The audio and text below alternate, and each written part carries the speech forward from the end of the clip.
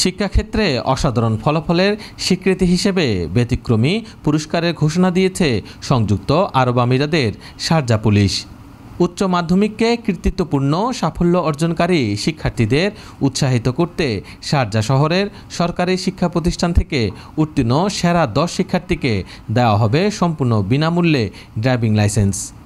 এই পুরস্কারের আওতায় শিক্ষার্থীদের ড্রাইভিং লাইসেন্স পাওয়ার পুরো প্রক্রিয়ার ফাইল খোলা, চোখের পরীক্ষা, তাত্ত্বিক প্রশিক্ষণ, ব্যবহারিক প্রশিক্ষণ এবং পরীক্ষাসহ সমস্ত খরচ বহন করবে সংশ্লিষ্ট সংস্থাগুলো। উদ্যোগটির সঙ্গে যুক্ত রয়েছে শারজাহ পুলিশ, সংযুক্ত আরব আমিরাতের শিক্ষা মন্ত্রণালয়, Sharjah private education authority, Sharjah driving institute এবং বেলহাসা ড্রাইভিং ইনস্টিটিউট। শারজাহ পুলিশের ব্রিগেডিয়ার খালিদ মোহাম্মদ আল কাই বলেন, এই উদ্যোগ তরুণদের মধ্যে দায়িত্ববোধ, স্বাধীনতা এবং আত্মনির্ভরতার মানসিকতা গড়ে তুলবে। বিশ্ববিদ্যালয় জীবনে তারা আরও আত্মবিশ্বাসের সঙ্গে জীবনযাত্রায় এগিয়ে যেতে পারবে। তিনি আরও জানান, শিক্ষার্থীদের সাফল্যকে কেবল সার্টিফিকেটের গণ্ডিতে আটকে না রেখে বাস্তব জীবনের প্রয়োজনীয় দক্ষতা অর্জনের রূপান্তরিত করাই এই উদ্যোগের উদ্দেশ্য।